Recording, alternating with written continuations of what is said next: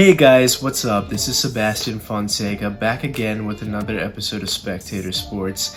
If you're new listening or viewing here on YouTube, you can like this video, subscribe to the channel to get more, and clips from this podcast will be aired on TikTok and Instagram as well. You can get the audio from this podcast on Spotify. All links are in the description. We've seen a lot of partnerships in the NBA between star player and front office member like Bob Myers, Stephen Curry. We've seen Mitch Kupchak and Kobe Bryant. And recently we've also seen Daryl Morey and James Harden. Now they had their one stint back in Houston and now with the Philadelphia 76ers. But recently that relationship has gone awry.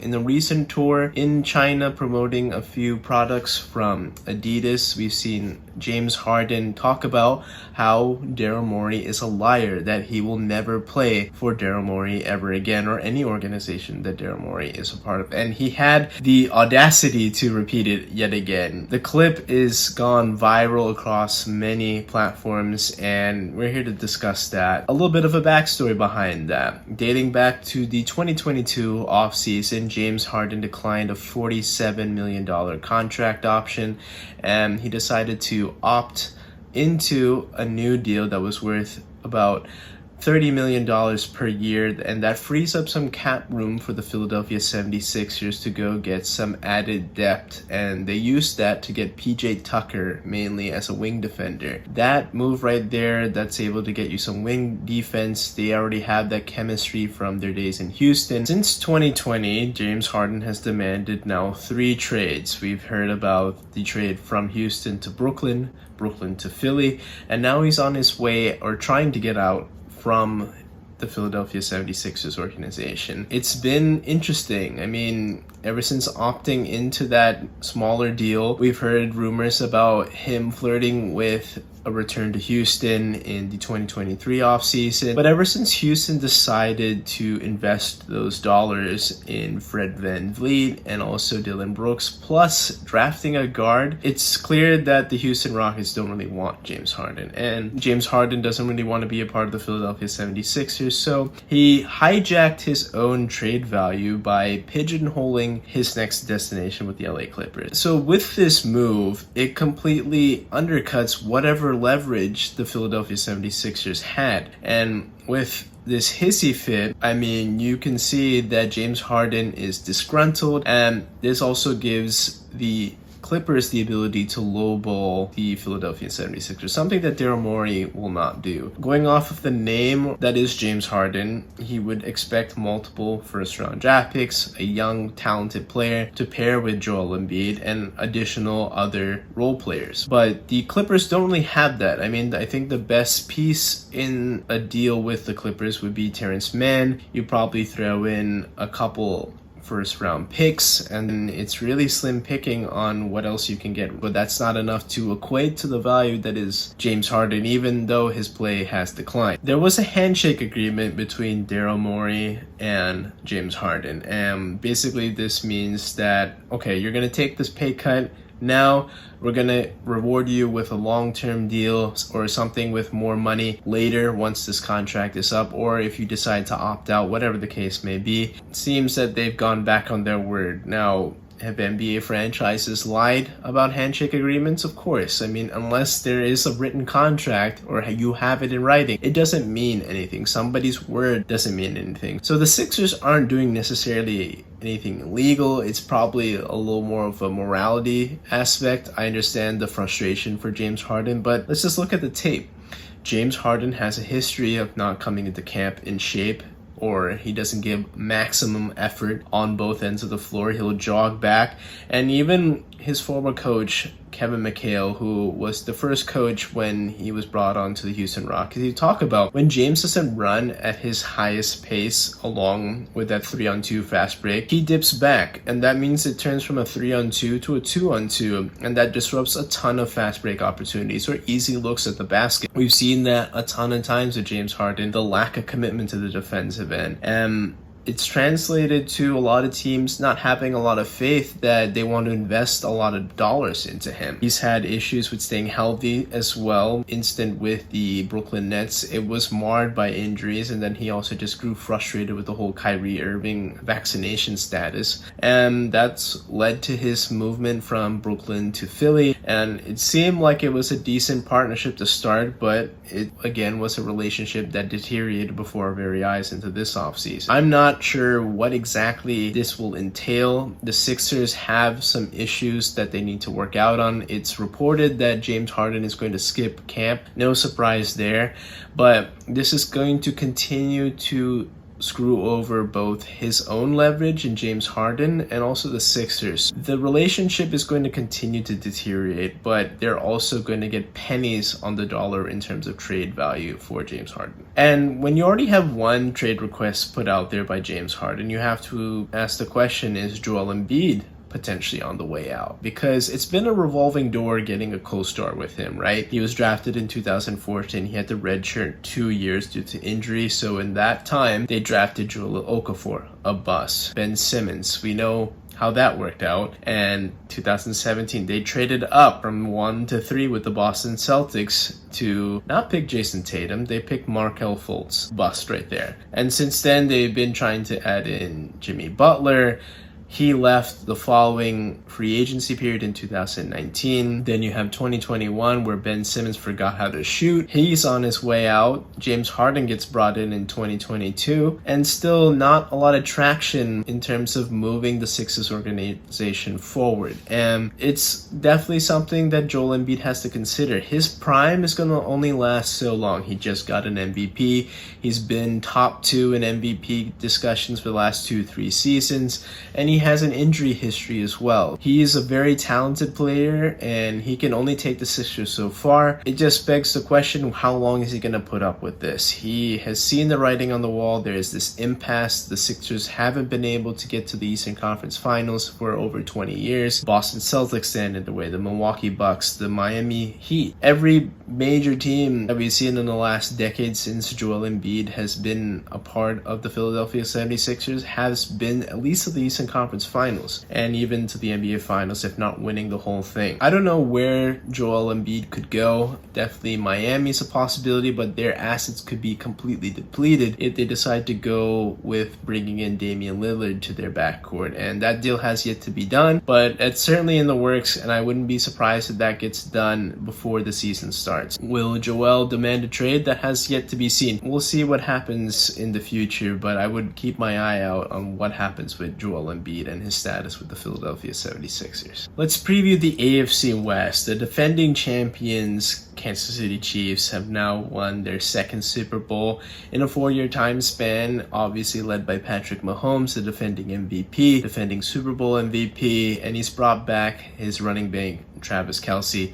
Both guys are ready to go for another deep run, and they're the best passing duo in the NFL. We've seen these two link up for numerous combinations for touchdowns in the last 5 seasons, and I expect many more this season as well. Offensive line, certainly a concern because they have some new tackles at either side, left and right, and we know that in Super Bowl 55 that has been an issue when protecting Patrick Mahomes. When he had to run for his life against that Bucs defense, it proved to be a lot of issues. No matter how talented the receivers were, the pass catchers were on the outside, if you don't have time, you're going to have issues setting up your offense. And there's a ton of talented defensive lines out there in the NFL, so they'll have to work on integrating and getting that chemistry going. But I think with the front 3, at least in terms of the inside, Creed Humphrey, very talented interior defensive line, is going to be very, very good, and it's just a matter of integrating these tackles alongside them on the edges. Now, they do have some issues with their contract situation with all-pro defensive tackle in Chris Jones, and he is yet to report to camp. He is still disgruntled, but I do expect the front office to get something done before the season starts. We'll hear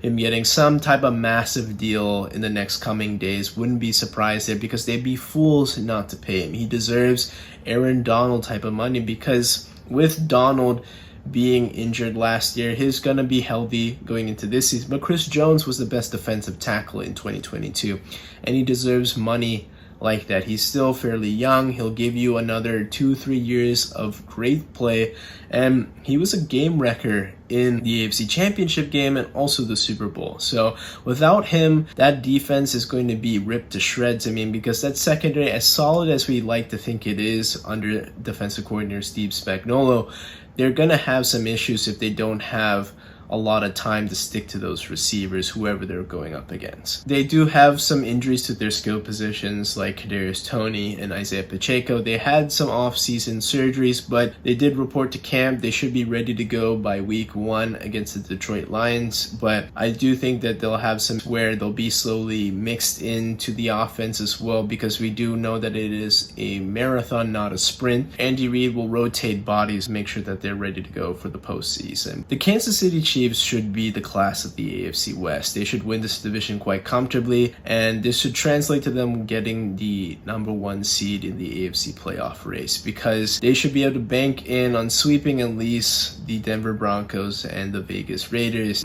Worse, getting a split between the Los Angeles Chargers. That's a 5-1 record right there in divisional play, and as much as the AFC is a gauntlet, I still haven't been able to see a team other than the Cincinnati Bengals really challenge the Chiefs on a consistent basis. Bengals have their own problems in that very tough division in the AFC North, so I'll pick the Kansas City Chiefs to not only win the division but get the top overall seed in the AFC. Moving on to the Chargers, they've had some adjustments, and I think this is a do or die season for head coach Brandon Staley. I know that he has come into the year with a lot of pressure because they had this epic collapse against the Jacksonville Jaguars after being up 27-0 in that second quarter.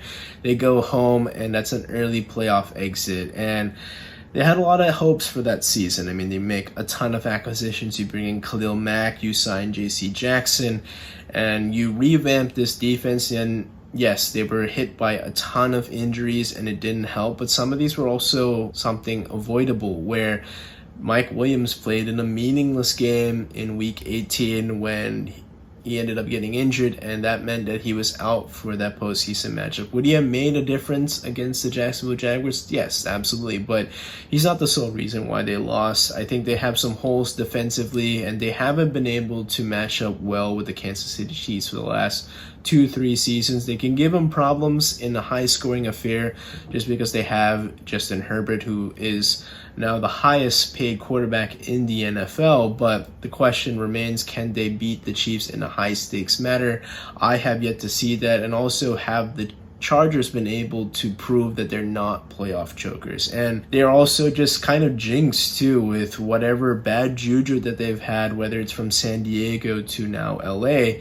They've had issues. No matter how talented the Chargers are, they seem to always fall flat before they really can get going. Now, I think a nice improvement from last year would be make the wild card round, but win a playoff game as well. So I would have them as the 5th seed, maybe the best amongst the wild card teams, but they're definitely not winning this division. Reviewing what the Raiders have done, they have shipped out their longtime quarterback in Derek Carr. He is now a New Orleans Saint, and this allows Jimmy G to fill in that void, and now he is reunited with Josh McDaniels, his former OC in their days in New England. And yeah, it's a nice story. I think it's something that you have that familiarity there, but Jimmy G has had injury issues, and that was the whole issue behind his 49ers tenure. When he's available, the Niners have made deep runs at least to the NFC Championship game, even making the Super Bowl in 2019. But other times when he gets knocked out early, and this has happened, he's had injury issues throughout his 49ers tenure. It's led to some questions whether or not he'll be durable for another season. Now, this offense, certainly talented. You have Josh Jacobs, you have Devontae Adams, but the issue with Josh Jacobs is that this contract situation, he hasn't reported to camp. He is still sitting out. He's holding out. I do expect him that since he's backed into a corner, he'll have to settle for the franchise tag. That's $10.1 million in his pocket. That's better than what you're going to get. We'll have to see that he'll play this out for the rest of the year. But I don't know what the expectations are for the Vegas Raiders. They have some nice individual pieces. Max Crosby is an all-pro pass rusher, but other than that, the defense still doesn't really scare me. And offensively, they have a lot of nice little pieces, but is that enough for a cumulative unit to propel them into AFC playoff contention? I don't think so. The AFC is stacked. And honestly, this could go off the rails quite early. And I would really like to see the Raiders honestly tank this season as much as that goes against all competition aspects, because Caleb Williams is an intriguing quarterback prospect, and he'll be probably the number 1 overall pick to whoever gets the first pick in 2024. And the Vegas Raiders would love to have him in silver and black next season. Now for Denver, they bring in head coach Sean Payton, who's known for rejuvenating or reviving the career of Drew Brees down in New Orleans, and they combined for a Super Bowl back in 2009, made a ton of playoff appearances since, even getting to a couple NFC championship games, but it's been a while since they broke through and won the championship yet again. He's hoping to recreate that in Denver. It's going to be some work, obviously, and trying to repair confidence of Russell Wilson. Last year, after trading multiple picks, it seemed that this move was a complete bust. Now, Nathaniel Hackett was the scapegoat in this whole incident. Not surprised there. The thing is, now Russ has no more excuses. He has a great head coach to tutor him, give him tips, and also utilize his skills. Now, there was a lot of times we saw Russell Wilson stand in the pocket, not being used on the move, something he's known to do, and I think they're going to go back to that, to what he looked like in his Seattle days this year under head coach Sean Payton. They have a pretty good offense. They have Javonte Williams coming back from that ACL injury last year, so they have some balance from the passing attack. They still have Jerry Jeudy, and I'm still interested to see how this offense at least takes a step in the right direction. Now, is this enough to go into the AFC playoffs? I still don't think so, but I think a drastic improvement to what they were last year would be sub 500, in that 500 range, as the Chargers and Chiefs are just so much more talented than the Denver Broncos. So, in summary, I have the Chiefs winning this division quite comfortably, maybe by a 2-game margin. Then you have the wild card team in the LA Chargers. Third place would go to the Denver Broncos, and bringing up the last place in the division would be the Vegas Raiders. To talk about the NFC North, the Detroit Lions have made a ton of strides forward than what we've seen in recent years. After Dan Campbell took over, they struggled to start both seasons, but turned it on late, especially year 2, where they started off 1-6 and turned it around and very nearly made the postseason, playing spoiler and knocking out Aaron Rodgers and the Packers on the last game of the 2022 regular season. Now, their offense is coming back mainly the same. Jared Goff is now in year 3 in this Detroit Lions franchise, looking much like his earlier days with the LA Rams, where it was more of a spread offense. The ball's coming out quick, and he's better than what a lot of people give him credit for. I think he's an above average quarterback. Now, is he an elite quarterback or a game changer? No, but I think he's still very good, and he can definitely get you to the playoffs. And I think what the Detroit Lions are trying to do is have him ready, get this team in postseason contention, even make the postseason. That should be the goal this season, and then allow Hendon Hooker to take over for the future, because he's on the mend from ACL injury after that injury he sustained in his days in college for Tennessee. So there's really no pressure to rush him back. They did also sign Teddy Bridgewater, a high-quality backup quarterback. So we'll see guys in the quarterback room, but it's definitely Jared Goff's team for this season. They've used their first-round draft pick on Jahmyr Gibbs. Now, that's a high-value pick for a running back, but we've seen Bijan Robinson also taken at 8 with the Atlanta Falcons. But Jahmyr Gibbs, certainly a good quality back, good complementary piece to David Montgomery. And you still have Amon-Ra St. Brown, who is arguably a top 15 receiver. I mean, he's taken numerous strides forward, definitely being a great guy coming out of the slot, being a safety option for Jared Goff, and being available just because he's such a good route runner, being able to create space. And Jameson Williams, who, yes, he's under suspension due to gambling issues, but that's only 6 games, so he'll be brought back on the back end of the season. And he did show some some type of potential in limited play last season. So those two guys are there on the outside, certainly add some new dimensions to this Detroit offense. Plus, Aiden Hutchinson on the defensive side is going to take some strides forward as long as he stays healthy. Would expect him to be a double-digit sack guy for 2023. And for the projection, I do expect the Detroit Lions to win the NFC North for the first time in 30 years. I think that with all these moves and the potential that they have, they just seem to be better than what the Minnesota Vikings did last year. Now, the Vikings, they had an impressive season last year. They won the division in a year that a lot of people slated Aaron Rodgers and the Packers to win this quite easily, but they had a good start and they finished pretty strong, winning a lot of games, especially those one possession games where Kirk Cousins came in very clutch.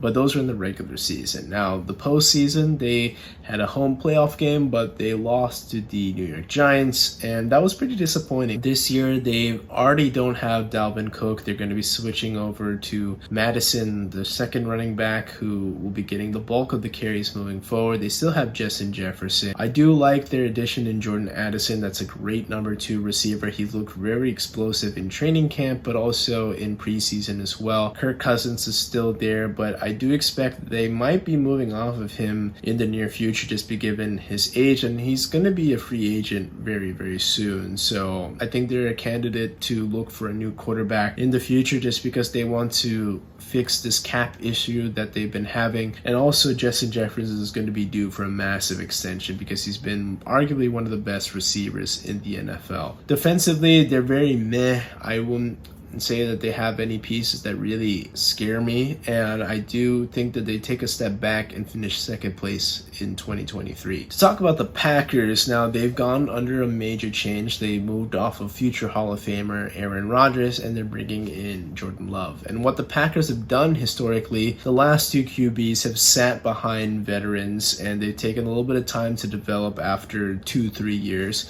We saw that from Favre to Rodgers, and we're hoping to see that between Rodgers to Love. Now, Jordan Love in limited play has flashed some things, but especially in his second year starting, he had some decent play. I wouldn't say he's anything extraordinary, but it's just that the jury's still out on what his capability or even his ceiling is in the NFL. He came from a small school in Utah State, and yes, the tape looked good in college, but this is the NFL, and there's a lot of great players out here and a lot of looks and defenses that he hasn't really seen. So after sitting on the bench for 3 years, they're going to see how he looks and see if he's worthy of getting the keys to the offense long term. I think they won't make the playoffs, but it's really just to see how Jordan Love does. And by Thanksgiving time, we'll see if the Packers are going to commit to Jordan Love long term or even throw their hat in the Caleb Williams sweepstakes and tank the year. The Chicago Bears had the number 1 overall pick. They finished worst in the entire NFL at 3-14.